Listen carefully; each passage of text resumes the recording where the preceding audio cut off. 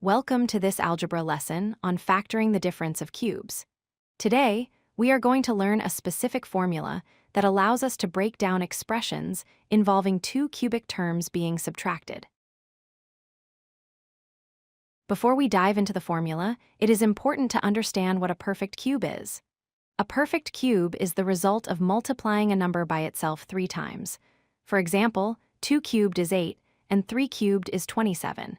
This also applies to variables, so x cubed is simply x times x times x. To use this factoring method, you need to recognize a specific pattern. First, there must be exactly 2 terms. Second, they must be separated by a subtraction sign. And third, both terms must be perfect cubes, like a cubed minus b cubed. Here is the formula you need to memorize. A cubed minus b cubed factors into 2 parts: a binomial, which is a minus b, and a trinomial, which is a squared plus a b plus b squared. An easy way to remember the signs in the formula is the acronym S.O.A.P. S stands for same. The first sign is the same as the original problem. O stands for opposite. The second sign is opposite to the original. And AP stands for always positive. The last sign is always positive. Let's try an example with x cubed minus 27. First, we identify our a and b values by taking the cube root of each term. The cube root of x cubed is x, so a equals x. The cube root of 27 is 3, so b equals 3. Now we substitute these values into our formula. Replace every a with x and every b with 3.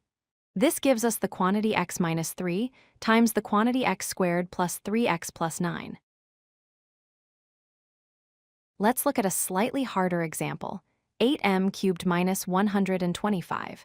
The cube root of 8m cubed is 2m because 2 cubed is 8. The cube root of 125 is 5, so our a value is 2m and our b value is 5. When we plug 2m and 5 into the formula, we need to be very careful with squaring. For the squared term, we must square both the 2 and the m, resulting in 4m squared. The middle term is 2m times 5, which is 10m. The final answer is the quantity 2m minus 5 times the quantity 4m squared plus 10m plus 25. To recap, always check if you have a difference of cubes first. Find your base terms by taking the cube root. Use the S.O.A.P method to remember your signs. And finally, be careful when squaring terms that have coefficients. This formula is a powerful tool in your algebra toolkit. If you like this video, hit that like button and don't forget to subscribe. Visit codelucky.com for more such useful content.